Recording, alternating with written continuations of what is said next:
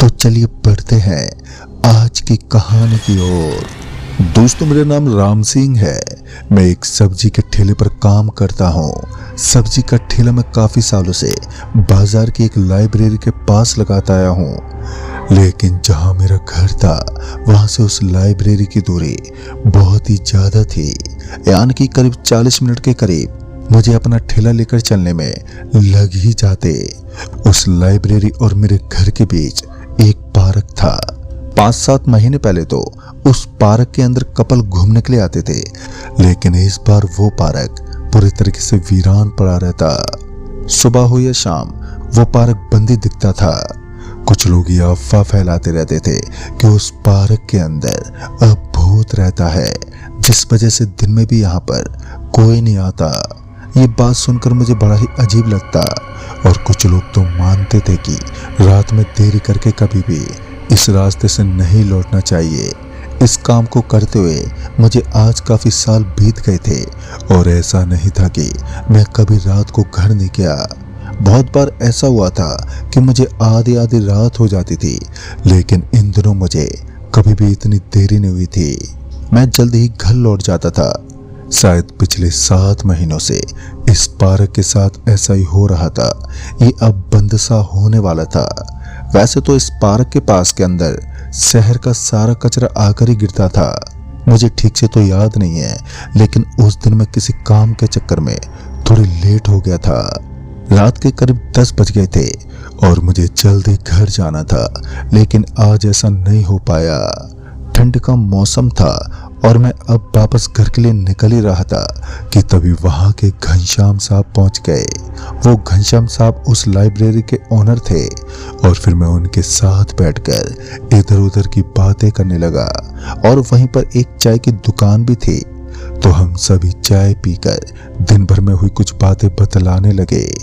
इस तरह बात करते करते ना जाने कब तक वक्त बीत गया, और उसके बाद जब रात के 11 बजने को आए तब जाकर मुझे लगा कि अब घर के लिए निकलना चाहिए, और इसलिए मैं घर के लिए निकल पड़ा। ठेले पर जोर लगाते हुए मैं उस पार्क के पास पहुंचा, जिसके बारे में लोग अफवाह फैलाते रहते थे, जिसे डर का दूसरा नाम भी दिया जाता था। लेकिन मैं उन सभी लोगों की बातों पर हंसते हुए आगे निकल रहा था, क्योंकि मुझे तो ऐसा कुछ भी एहसास ही नहीं हुआ कि इस पार्क के पास कोई पैरानॉर्मल एक्टिविटी रहती हो। अभी मैं थोड़ा सा आगे गया ही था कि अचानक ही मेरे ठेले का आगे बढ़ना एकदम से बंद हो गया। ऐसा लग रहा था मानो किसी ने अपनी ताकत से ठेले को वहीं रोक लिया है। उसके बाद मैंने अपने ठेले के थोड़ा आगे जाकर देखा तो आगे कोई वाट भी नहीं लगी हुई थी। फिर अचानक ही टायर का इस तरह रुकना मुझे समझ में नहीं आ रहा था, और फिर तभी मुझे अपने पीछे से एक आवाज आई। शायद तुम जानते नहीं हो, लेकिन रात होने के बाद इस पार्क के करीब से कोई नहीं गुजरता। आज के बाद इतनी रात को यहाँ से मत गुजरना। मैंने पलटते पीछे की तरफ देखा तो हड्डियों से बना एक ढांचा, या फिर यूं कहें कि एक बहुत ही पतला सा आदमी यह ज्ञान पेल रहा था। तभी मैंने उस आदमी को कहा, आपको मेरी चिंता करने की कोई जरूरत नहीं है। आप भी तो इतनी रात को इस पार्क के आसपास घूम रहे हैं, डर तो आपको भी लगना चाहिए। इतना कहकर जब मैंने ठेले को धक्का लगाया तो वो ठेला बहुत ही आराम के साथ आगे बढ़ गया। मुझे समझ में नहीं आया कि ऐसा कैसे हुआ, और फिर मैं थोड़ी दूर आगे जाने के बाद मैं पीछे मुड़कर देखने लगा तो अब वो आदमी वहां से गायब हो गया था। फिर मैंने सोचा कि शायद कोई मूर्ख होगा जो मुझे ज्ञान दे रहा था, और उस समय मैंने ज्यादा गुस्सा नहीं किया और चुपचाप ही सड़क पर चढ़कर अपने घर आ गया। घर पर आने के बाद भी मेरे घर वाले मुझ पर भड़कने लगे। उन्होंने मुझे काफी भला बुरा कहा कि इतनी रात को इस रास्ते से आने की क्या जरूरत थी, और मुझे इतना लेट क्यों हुआ। उनके काफी सवाल थे, लेकिन मैंने एक कान से सुनकर दूसरे कान से सब बातों को निकाल दिया। अब भी मैं उसी आदमी के बारे में सोच रहा था जो अचानक ही कुछ सेकंड में ही वहां से छू मंतर हो गया था। कुछ देर तक तो ये बातें मेरे दिमाग में चलती तो रही, लेकिन उसके बाद मेरा दिमाग और मैं दोनों ही शांत हो गए। मैंने नजरअंदाज करने के साथ साथ अपने दिमाग से भी इन सभी बातों को निकाल दिया, और उसके बाद सुबह होते ही वापस से अपने काम में लग गया। रात की बात तो मेरे दिमाग से निकल ही चुकी थी, लेकिन आज भी पूरे दिन सब्जी बेचने के बाद मुझे एक बैंक के लिए किसी काम के लिए निकलना पड़ा, जिस वजह से एक बार फिर मैं लेट हो गया। आज मुझे किसी चीज का डर नहीं था, खासकर कल की बात ने मेरे अंदर और साहस भर दिया था। अब मुझे भय का कोई एहसास ही नहीं हुआ। अंधेरा अपनी चरम छाया से छाया था और रात में कीड़ों के चिल्लाने की आवाजें भी मुझे साफ साफ सुनाई दे रही थी। रात में बाकी दिनों के मुकाबले मुझे आज कुछ ज्यादा ही डर सा बन गया था। जहां पहले मुझे ऐसा लग रहा था कि आज मैं किसी चीज से नहीं डरूंगा, तो वहीं अब ऐसा लगने लगा कि मुझे कोई देख रहा है, जो बहुत ही चुपके चुपके से मेरे ऊपर नजर गड़ाए है। अब मेरे अंदर का सारा सामर्थ्य गायब हो चुका था। अभी मैं धीरे धीरे उस पार्क के पास पहुंचा ही था कि कल की तरह आज भी मेरे ठेले पर अचानक ही रोक लग गई। मैंने नीचे बैठकर देखा तो मैंने पाया कि ठेले के नीचे तो कुछ भी नजर ही नहीं आ रहा था, खासकर कोई ऐसी चीज जो ठेले को एकदम से ब्रेक दे सके। वहां पर कुछ भी नहीं था। फिर मैं वापस से उठकर ठेले को धक्का मारने ही वाला था कि अचानक ही किसी ने मुझे पीछे से बहुत जोर का धक्का मारा और धक्का लगते ही मैं उस ठेले के ऊपर गिर गया। और फिर यहाँ से शुरू हुई कयामत की एक ऐसी आंधी जिसको समझ पाना मेरी सोच से भी परे था। कुछ देर के बाद मेरा ठेला इतनी जोर से चलने लगा कि मुझे खुद समझ में नहीं आ रहा था कि आखिर चल क्या रहा है। वो ठेला बहुत जोर से उस पार्क की सीमा को लांघते हुए उसके अंदर चला गया और फिर मैं धड़ाम से अंदर गिर पड़ा। आजकल वो पार्क काफी ज्यादा गंदा बन गया था। ऐसा लग रहा था मानो सालों से उसके अंदर सफाई नहीं हुई हो। तभी एक हाथ जिसने मेरे पैर को पकड़ा और फिर मुझे वो घसीटने लगा। ये सब इतनी जल्दी हो रहा था कि मैं कुछ समझ ही नहीं पाया। और फिर अचानक ही मुझे ठंडा ठंडा पानी महसूस हुआ और जिस वजह से मेरी सांसें ऊपर नीचे होने लगी। ना जाने कब मेरी आंखों के सामने काला काला गहरा अंधेरा छाने लगा और फिर मेरी आंख भी बंद हो गई। लेकिन मैं होश में था और मैं अपने शरीर के हर एक पार्ट को महसूस कर पा रहा था। उसके बाद पानी के अंदर तक ढलते हुए पता नहीं अचानक मुझे ऐसा क्या महसूस हुआ कि मुझे ऐसा लग रहा था जैसे कि मैं किसी कांटों की सुइयों पर लेटा हूँ। उसके बाद मुझे बहुत तेज दर्द महसूस हुआ, लेकिन मैं कुछ कर नहीं पा रहा था। मैंने अपनी आंखों को खोलने की बहुत कोशिश की, लेकिन मेरी आंख मानो किसी ने फेविक्विक से चिपका दी हो। बहुत देर तक तो मैं इसी तरह तड़पता रहा, लेकिन मेरी आंख नहीं खुली। और उसके बाद मुझे ऐसा लगा मानो कोई मुझे उठाकर किसी दूसरी जगह लेकर जा रहा है। और कुछ देर और तड़पते रहने के बाद धीरे धीरे मेरी आंख खुलने लगी। फिर जब मैंने अपनी आंखें खोली तो मैंने देखा कि ये कोई नॉर्मल जगह नहीं थी। यह एक अलग सा प्लेस था जहां पर मेरे आजू बाजू में और भी काफी सारे मुर्दे पड़े हुए नजर आ रहे थे। उनकी डेड बॉडी की सारी महत्वपूर्ण चीजें निकाली गई थी, जैसे कि उनके दांत और आंख और भी ऐसी काफी चीजें। फिर मैं उन सभी के बीच से उठने लगा, लेकिन मुझे समझ में नहीं आ रहा था कि मैं कहां पहुंच गया। कुछ देर पहले तो मैं पार्क में था, फिर इतनी जल्दी कौन सी जगह में प्रवेश कर गया।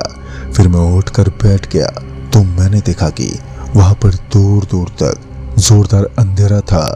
तभी मुझे एक रोशनी चमकती हुई दिखी और उस रोशनी के नीचे वही पतला आदमी खड़ा था। उस पतले से आदमी को देखते ही पता नहीं क्यों, लेकिन मुझे अजीब सा लग रहा था। उसने बड़ी भयानक आवाज में कहा, मैंने तुमसे कहा था दोबारा इस पार्क के पास मत आना, लेकिन तुमने मेरी बात नहीं सुनी। अब इसका भुगतान तुम्हें अपनी जान देकर करना होगा। एक बार गलती करने पर माफी की जाती है, लेकिन दूसरी बार वो गुनाह होता है। फिर अचानक ही मुझे घबराहट होने लगी, जैसे उल्टी आने वाली हो, और मेरा सर भी जोर से दर्द करने लगा, जैसे शरीर की नस अभी भी रक्त के दबाव से मेरे दिमाग को फाड़ देगी। फिर वो चमकती हुई रोशनी एकदम से गायब हो गई और फिर उसके साथ ही वो आदमी फिर वहां से छूमंतर हो गया। मेरा तो दिमाग ही अब खराब होता जा रहा था और मौका मिलते ही मैं उन लाशों के बीच से उठने लगा और फिर वहां से आगे निकलने लगा। लेकिन तभी किसी ने मेरे पैर को एकदम से कस के पकड़ लिया। जब मैंने पहले टाइम इस भयानक पार्क में अपना कदम रखा था तो उस वक्त भी किसी ने मेरे पैर को किसी ने पकड़ लिया था और इस बार भी ये उसी तरह की पकड़ थी। मेरे शरीर में दर्द हो रहा था लेकिन मैं कुछ कर नहीं पाया। मैंने तो पूरी ताकत झोंक दी लेकिन इसके बावजूद भी जमीन से उखड़े हुए उस हाथ ने मेरे पैर को नहीं छोड़ा। मैंने अपनी आंखें मीच ली और उसके बाद अपने पैर को छुड़ाने लगा। इस बार जो देखा वो किसी चमत्कार से कम नहीं था, क्योंकि आंख बंद करके मैंने उस हाथ से अपने पैर को बहुत आसानी से छुड़ा लिया। इसका मतलब साफ था कि जब तक मेरी आंख बंद रहेगी तब तक मैं अपनी ताकत का इस्तेमाल कर पाऊंगा, और जैसे मैं अपनी आंख खोल लूंगा तो मैं एक कदम भी आगे नहीं पटक सकूंगा। इतना समझते ही मैंने धीरे धीरे आगे बढ़ना शुरू कर दिया। हालांकि अब मेरे पैर में मुझे किसी भी चीज के टकराने का एहसास नहीं हो रहा था, और थोड़ा आगे जाकर मैंने अपनी आंखें खोली तो मैंने देखा कि अब मुझे वहां एक लंबा घना पेड़ दिख रहा था, और उस पेड़ के नीचे ये सफेद रंग का कपड़ा पहने एक आदमी जैसा कुछ दिखाई दे रहा था। पहले तो मैंने उस आदमी की तरफ बढ़ना ठीक नहीं समझा, लेकिन मैं अपनी आंख बंद करके उसी पेड़ के नीचे पहुंच गया। मैंने देखा कि उस आदमी के चेहरे की खाल चली हुई थी। कंकाल की तरह उसका मुंह हड्डियों के जैसे दिखाई दे रहा था। मेरे मुंह से तेज चीख निकलने ही वाली थी कि किसी तरह मैंने अपने मुंह के सामने अपना हाथ दिया और अपने आप को शांत करने लगा। उस वक्त मैं इतनी बुरी तरह डर गया था कि मेरे अंदर इतनी भी हिम्मत नहीं थी कि मैं वहां से हिल सकूं। तभी मुझे उसी आदमी की आवाज आई, मुझसे मत करो, और मैं भी तुम्हारी तरह एक नॉर्मल इंसान था। मैंने भी बहुत कोशिश की थी इस जगह से निकलने की, लेकिन आज तक यहीं पर हूँ और भूख प्यास के मारे मेरा पूरा शरीर सूख गया है और प्रेत के रूप में मैं यहाँ पर भटकता हूँ। उस आदमी ने बताया कि यह इस पार्क के नीचे का तालघर है और यह इतनी गहराई में है कि यहाँ से ऊपर तक जाना एक मामूली इंसान के लिए नामुमकिन है। हालांकि एक रास्ता खुलता है और उस रास्ते से हम सिर्फ 1 मिनट में ही ऊपर जा सकते हैं। अगर उसे 1 मिनट में हम उस दरवाजे में प्रवेश नहीं करते तो फिर हमारा बचना हमेशा हमेशा के लिए असंभव हो जाता है। फिर मैं उस आदमी से उस रास्ते के बारे में पूछने लगा तो उसने बताया कि वो रास्ता इसी बगीचे के एक बरगद के पेड़ के नीचे है, लेकिन उस बरगद के पेड़ के नीचे वो पतला सा भूखा शैतान रहता है। उस आदमी की बातों को बड़े ही ध्यान से सुनने के बाद मुझे तो ऐसा ही लग रहा था कि अब मैं हमेशा हमेशा के लिए इसी बगीचे में रह जाऊंगा, जो इस पार्क के नीचे बना हुआ एक भूतिया बगीचा है। मैंने उस आदमी से पूछा कि इस आदमी ने उस पार्क में अपनी दहशत क्यों फैला रखी है, तो उसने बताया कि कुछ दिनों पहले इस आदमी को मारकर इसी पार्क के नीचे दफना दिया था, और ये आदमी उस पार्क का मालिक था। कुछ मनचलो लड़कों ने इस आदमी को बहुत पीटा और गलत जगह पर लगने के कारण मौके पर यह आदमी मर गया। तब से इस आदमी ने बहुत से लोगों को गुमशुदा कर दिया है, यानी कि उन्हें मार डाला है। ना जाने कब इस आदमी का बदला पूरा होगा और कब ये पार्क प्रेतों से मुक्त होगा। दोस्तों, मैं पूरी बात समझ गया था और मैं भी इतना जानता था कि उस आदमी को अब इंसाफ चाहिए, क्योंकि उसे भी बेवजह ही मार दिया गया था, और बेवजह मरा हुआ इंसान कभी मोक्ष को प्राप्त नहीं होता। और जैसा कि उस आदमी ने बताया था कि वो इस पार्क का मालिक था और उसकी आत्मा को मुक्ति नहीं मिल पाई। इसी बीच आसमान में जोरों से बिजलियां कड़कने लगी, और जब मैंने ऊपर की ओर देखा तो मैंने पाया कि आसमान की ओर बादल ही नहीं थे, और साथ ही ऐसा लग रहा था मानो ऊपर तो आसमान है ही नहीं। फिर वो आवाज कहाँ से आ रही थी? और अभी मैं इतना सोच रहा था कि अचानक से हवाएं चलने लगी, और उस हवा के कारण पेड़ पौधे एकदम से हिलने लगे।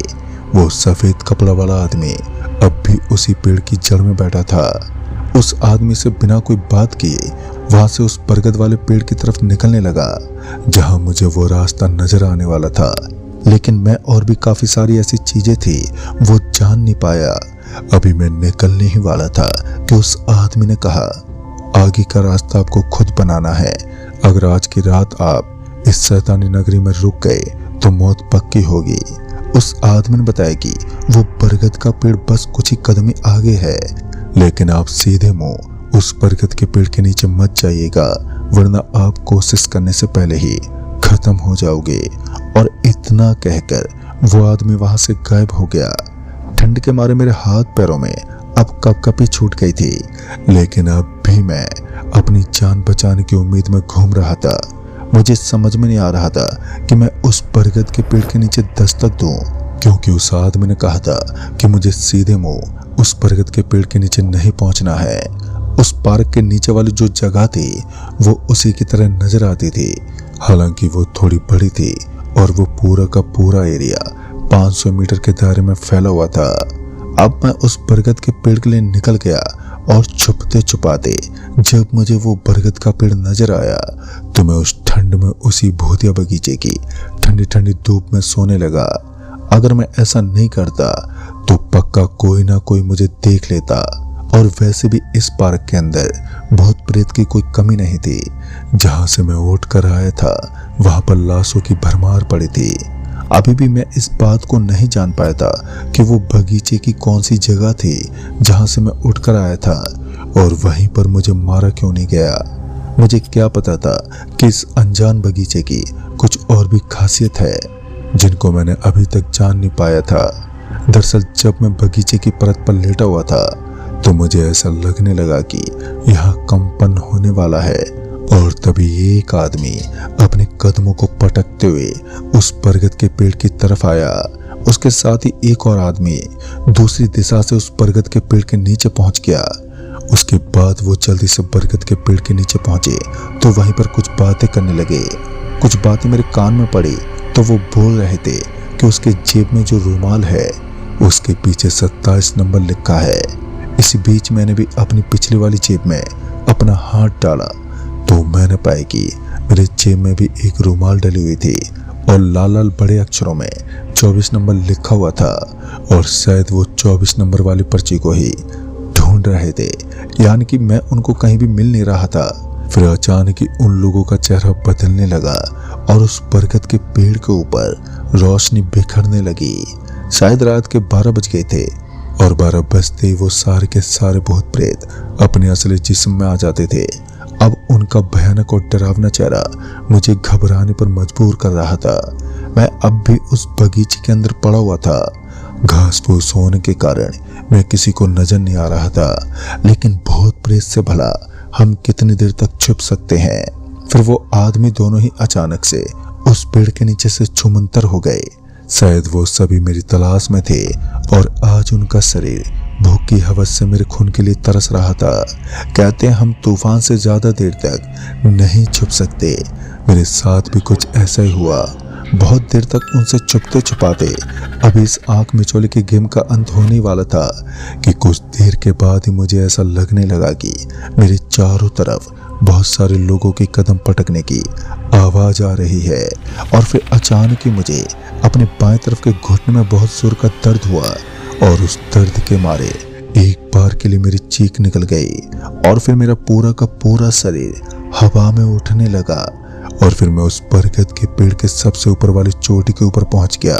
यानी कि वो शैतान मुझे इस चोटी के ऊपर से गिराने वाला था। मेरी जेब में 24 नंबर की वो पर्ची जैसी रुमाल थी, तो मैंने उस रुमाल को निकाला और अपने हाथ पर बांध लिया, क्योंकि कुछ देर पहले उन शैतानों ने ऐसा ही किया था। जैसे ही मैंने उसे अपनी कलाई के ऊपर बांधा था और उसके बाद मैं जैसे उस पेड़ के ऊपर वाली चोटी से नीचे गिरा तो मेरे शरीर पर मुझे कहीं भी कोई भी छोटी मोटी खरोंच तक नहीं आई। यानी कि ये माया इसी पर्ची की थी। वो रुमाल टाइप की पर्ची मेरे हाथ पर अभी भी बंधी हुई थी, और मुझे लग रहा था कि अब मुझे कोई बाहरी ताकत नुकसान नहीं दे सकती। लेकिन मेरी ये गलत फहमी बस कुछ पल में ही दूर हो गई। मैं जिस बरगद के पेड़ के नीचे खड़ा था अचानक ही वो जोर जोर से हिलने लगा और उसके अंदर से डरावनी आवाजें आने लगी। जब मैंने वहां से भागने की कोशिश की तो मैं अपने कदमों को एक कदम भी आगे नहीं बढ़ा पाया। मैं किसी बर्फ की सिल्ली की तरह बस एक जगह पर ही खड़ा रह गया। उस पेड़ के ऊपर से अचानक ही बारिश होने लगी और उस बारिश की वजह से मेरे पूरे कपड़े भीगने लगे। जब मैंने ठीक से देखा तो मैंने पाया कि ये पानी की बारिश नहीं थी बल्कि खून की बारिश थी, जिससे मेरे कपड़े लाल हो चुके थे। अब तक मैं इतना ज्यादा डर गया था कि मैं अपने मुंह से एक आवाज तक नहीं निकाल पा रहा था और मैं वहीं पर एकदम से बेहोश होकर नीचे गिर पड़ा। मुझे नहीं पता कि उसके बाद क्या हुआ। फिर तकरीबन आधे घंटे के बाद जब मैंने अपनी आंखें खोली तो मैंने देखा कि उस पतले आदमी ने मेरे एक पैर को चबाना शुरू कर दिया था और मेरा पूरा शरीर भी दर्द के मारे सुन्न पड़ गया था। मतलब कि इस भूखे शैतान ने अपनी भूख मिटाना शुरू कर दिया। उसने मेरे पैर की तली को अब खोखला कर दिया था। इस समय मैं खुद को कोस रहा था कि आखिर मैं इस जगह पर क्यों आया। मैंने ऐसी कौन सी गलती करी थी कि आज मैं अपने पैर को खोने वाला हूँ। मैंने अपने शरीर को इस हालत में देखकर एक बार के लिए बड़ा गुस्सा किया। इतने में मुझे ख्याल आया कि अभी 1 मिनट के लिए उस पेड़ के नीचे की वो रोशनी खुलने वाली है। उस रोशनी के खुलते ही मुझे किसी भी तरह उस रोशनी के अंदर दाखिल होना है। अब मैं इसी चीज का वेट कर रहा था कि वो रोशनी नजर आए और मैं जल्दी से यहाँ से निकल सकूं। धीरे धीरे अब मुझे मेरे पैर में बहुत जोर का दर्द महसूस हो रहा था और अब जाकर मुझे ऐसा एहसास हो रहा था कि मेरे पैर में किसी ने बहुत ही बुरी तरह काटा है। वो पतला और भूखा शैतान अब भी मेरे शरीर को खाने में लगा हुआ था।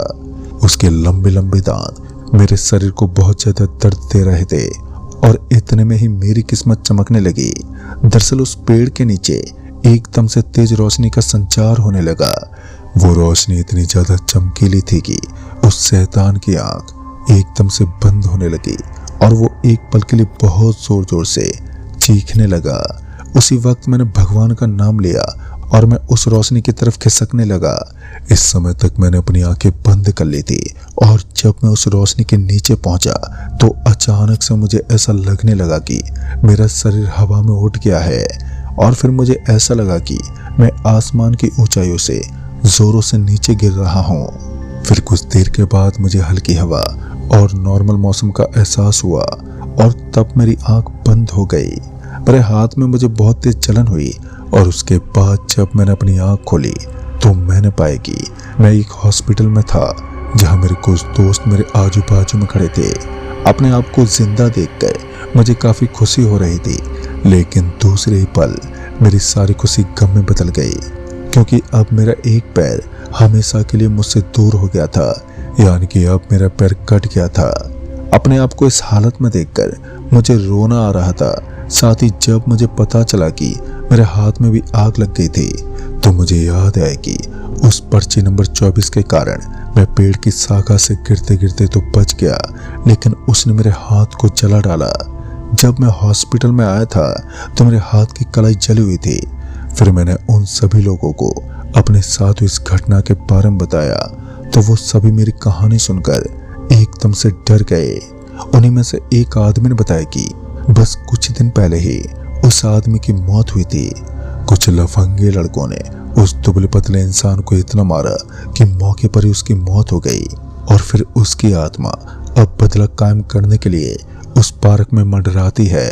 रात होने के बाद उस पार्क के पास से कोई भी नहीं गुजरता और जो गुजरता है वो कभी वापस नहीं लौटता। लेकिन मुझे धन्यवाद तो उस आदमी का करना चाहिए जो एक भूत होने के बाद भी मेरी मदद करने के लिए मौजूद हुआ। फिर दोस्तों वो दिन मेरी जिंदगी का एक आखिरी दिन था जब मैंने ठेला लगाया था। कहते हैं मैं इकलौता ऐसा इंसान हूँ जो उस भूतिया पार्क से जिंदा बचकर लौटा हूँ। मैं उन लोगों को सुबह होते ही उसी पार्क में पड़ा हुआ नजर आया जहाँ रात में कोई नहीं जाता। तो दोस्तों इस कहानी में बस इतना ही।